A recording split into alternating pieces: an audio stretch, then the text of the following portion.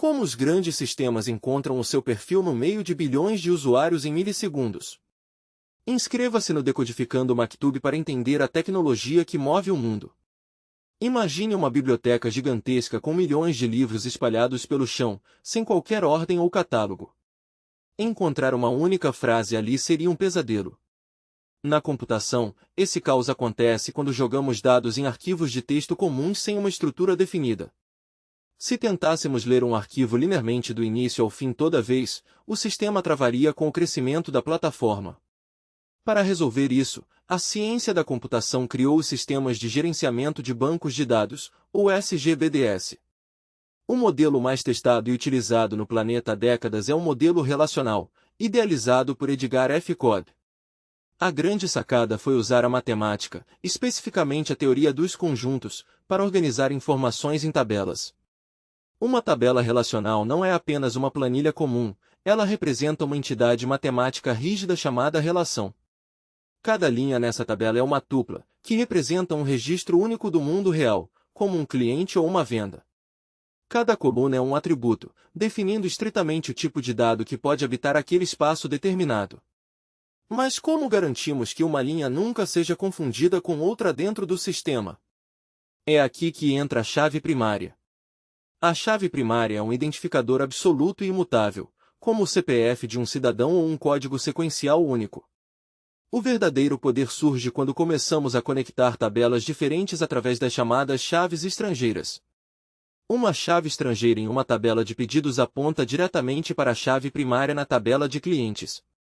Isso evita redundância, não precisamos repetir o nome e endereço do cliente a cada nova compra feita por ele.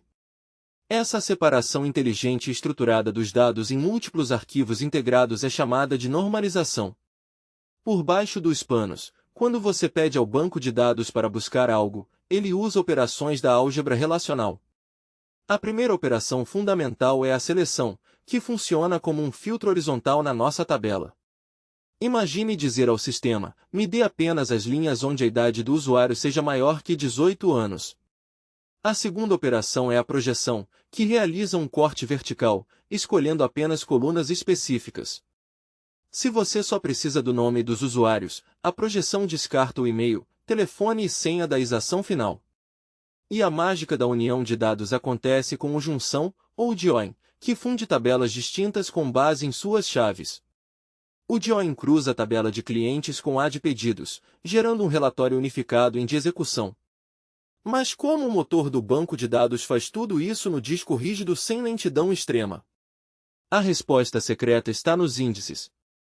Pense neles como índice remissivo no final de um livro didático.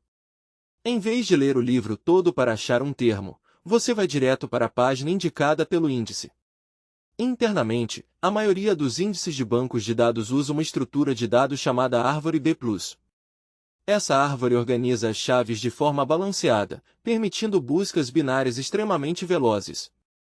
O sistema faz poucos saltos na estrutura de árvore e encontra o ponteiro exato do bloco de memória no disco. Porém, ler dados é apenas metade do desafio. O que acontece quando milhares de pessoas alteram dados ao mesmo? Para evitar a corrupção de dados, os bancos de dados relacionais seguem rigidamente as propriedades ACID. A letra A significa atomicidade, ou a transação acontece por inteiro, ou nada é modificado. Pense em uma transferência bancária.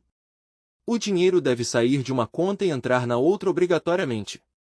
Se o sistema cair no meio do caminho, a transação sofre um rollback e volta ao estado original seguro. A letra C é a consistência. Todas as regras e restrições de integridade do banco devem ser válidas antes e depois. O sistema bloqueia dados inválidos, impedindo, por exemplo, que um produto tenha estoque negativo. A letra E representa o isolamento. Múltiplas transações concorrentes não devem interferir umas nas outras. Mesmo que duas pessoas tentem comprar o último ingresso no mesmo milissegundo, o banco os isola e atende um por vez. Por fim, a letra D é a durabilidade. Uma vez gravado, o dado nunca mais pode ser perdido, mesmo se faltar energia elétrica.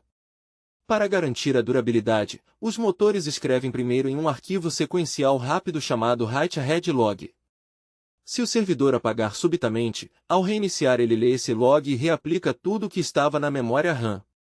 Para interagir com toda essa arquitetura robusta, os programadores utilizam uma linguagem padrão universal chamada SQL.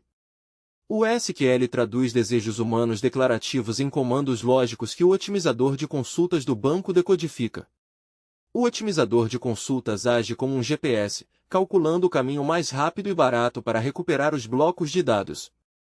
Ele decide se vai ler o índice da árvore ou se precisará fazer uma varredura completa na tabela física. Graças a essa engenharia profunda, sistemas globais mantêm a estabilidade e a confiabilidade de trilhões de dólares todos os dias. Os bancos de dados relacionais provam que estruturas matemáticas elegantes resistem ao teste na tecnologia. Entender as engrenagens ocultas por trás do código diferencia os desenvolvedores comuns dos verdadeiros engenheiros de software. Da próxima vez que fizer login em um aplicativo, lembre-se da álgebra relacional operando silenciosamente nos servidores. Se você quer continuar desvendando a engenharia invisível dos sistemas, inscreva-se no Decodificando Maktub e mude sua visão sobre o mundo digital.